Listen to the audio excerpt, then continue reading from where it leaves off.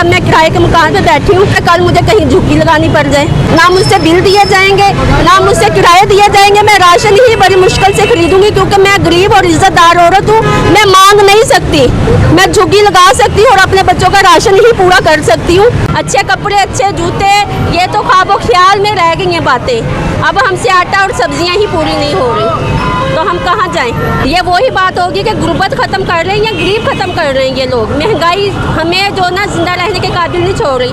जो सफ़ेद पोश लोग हैं ना वो भी मांगने पर मजबूर हो चुके हैं। मेरा मकान किराए का और मेरे 3 बच्चे और मुझे 13 के बराबर लगते हैं। आटा इतना महंगा है, जो मुझे 40 रुपये किलो मिलता था वो मुझे 140 रुपये किलो मिल रहा है। तो बताएं, वो 100 रुपया आमदनी बढ़ी नहीं लेकिन रेट बढ़ गया एक चीज़ पर कि बच्चे ना फ्री पढ़ने आते हैं। किसी के पास पेंसिल नहीं होती, किसी के पास इरेजर नहीं होती, किसी के जूते नहीं होते, किसी का यूनिफॉर्म नहीं होता। इतनी कमियों पेशियों के बाद बच्चे स्कूल में आते हैं। हमारे बच्चे रोशन जैसे हम बर्तन धो रहे हैं, हमारे बच्चे बर्तन ना धोएं। वो अपने जहन से अपनी ग्रोथ करें और कोई इस मुल्क को तरक्की दे।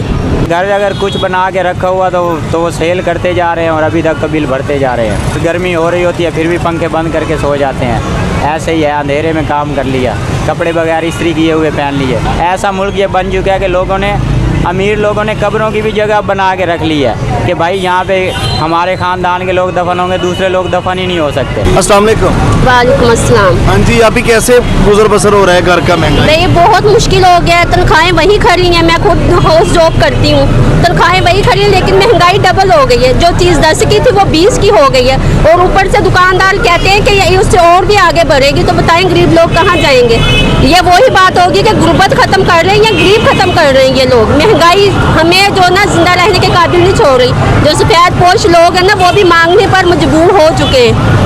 तो इसलिए ना लिहाजा मेरी यही अपील है कि महंगाई को कम किया जाए और आवाम को ना रिलीफ दिया जाए। बिजली के बिल इतने आ जाते हैं, किराएदार बिल भरे, मकान का किराया दे या फिर राशन ले। मकान किराए का है आपका? हाँ जी, मेरा मकान किराए का और मेरे 3 बच्चे और मुझे 13 के बराबर लगते हैं। आटा इतना महंगा है, जो मुझे 40 रुपये किलो मिलता था वो मुझे 140 रुपये किलो मिल रहा है। तो बताएं, वो 100 रुपया आमदनी बढ़ी नहीं लेकिन रेट बढ़ गया एक चीज़ पर।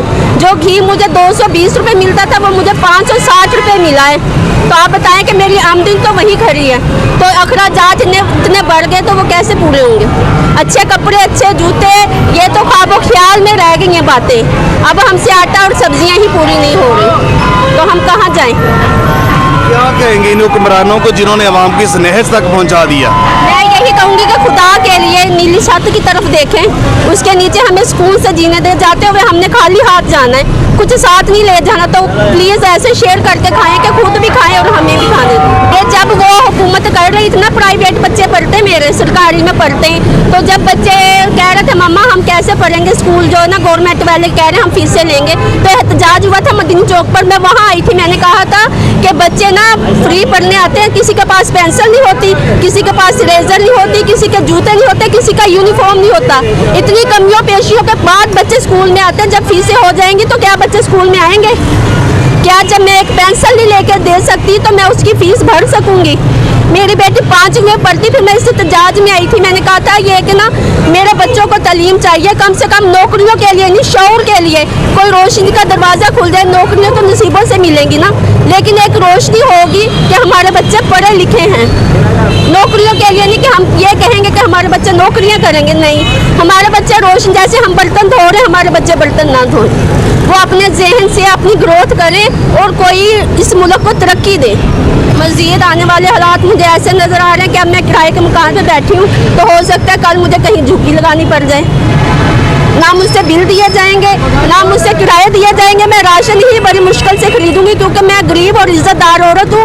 मैं मांग नहीं सकती, मैं झुग्गी लगा सकती हूँ और अपने बच्चों का राशन ही पूरा कर सकती हूँ, मकान और बिल का किराया नहीं दे सकती। बहुत शुक्रिया सर। नाज़रीन इकराम, लोगों के ये हालात है, ये माओ बहनों के हालात हैं, तो उनको जब तक आप इनके लिए कुछ करेंगे नहीं ना तो इनका हशर ये है कि 2 वक्त की रोटी से लोग परेशान हैं। जैसा कि इन्होंने बताया कि आमदनी वहीं खड़ी है और चीज़ें 10 गुना ज़्यादा रेट ज़्यादा हो गए।